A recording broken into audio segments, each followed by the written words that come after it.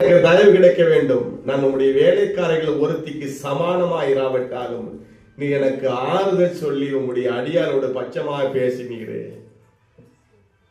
தண்ணியெல்லாம் இருக்கட்டும், அல்லேலூயா. நான் உம்முடைய வேலைக்காரிகளுக்கு சமானமானவள் இல்லை. நான் மோவாபிய பெண்ணாச்சு.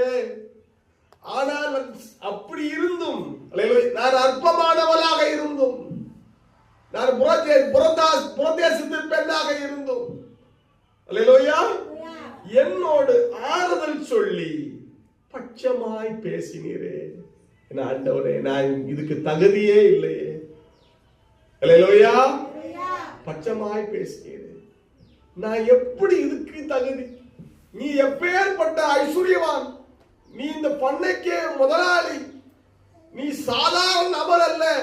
நீர் என்னிடத்துல பேசுகிறீரே, இயேசு உன்னிடத்துல பேசுவார். ஹல்லேலூயா.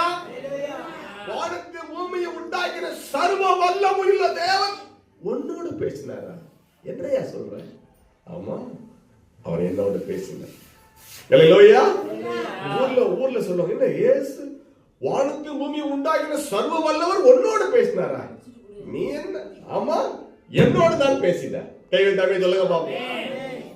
எப்படிப்பட்ட தேவன் உன்னோட பேசினார்? அல்லேலூயா. சங்கரமோடு பேசுற தேவன் எப்படிப்பட்டவர்? வானத்தையும் பூமியும் சர்வத்தையும் உண்டாக்கின தேவன். அல்லேலூயா. ஸ்தோத்திரம். ஆச்சரியம். பட்சமாய் பேசினீரே. பாருங்க, இந்த கர்த்தருக்கு ஸ்தோத்திரம். உம்முடைய வேலைக்காரர்கள் ஒருத்திக்கும் சமானமாய் இராவிட்டாலும் நீர் எனக்கு ஆறுதல் சொல்லி உம்முடைய அடியாரோடு பட்சமாய் பேசினீரே. அல்லேலூயா. கர்த்தருக்கு ஸ்தோத்திரம். அடுத்து பாருங்க, கர்த்தருக்கு ஸ்தோத்திரம். பின்னும் போவா சாப்பாடு வேளையில் அவளை பார்த்து, நீ இங்கே வந்து இந்த அப்பத்திலே புசித்து காடியில் ஒரு துணிகளை தோய்த்துக் கொள் என்றான். அப்படியே அவள் அறுப்பவர்கள் அருகே உட்கார்ந்தால் அவளுக்கு வறுத்த கோதுமையை கொடுத்தான். அவள் சாப்பிட்டு திருப்தி அடைந்து மீந்து வைத்துக் கொண்டாள். அல்லேலூயா.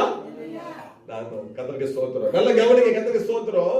தாகத்தை மட்டும் தீர்க்கல, ஆகாரத்தை கொடுக்கிறாரு. நீங்க வந்து உட்காரு, என் வேலைக்காரர்களோடு சாப்பிடு.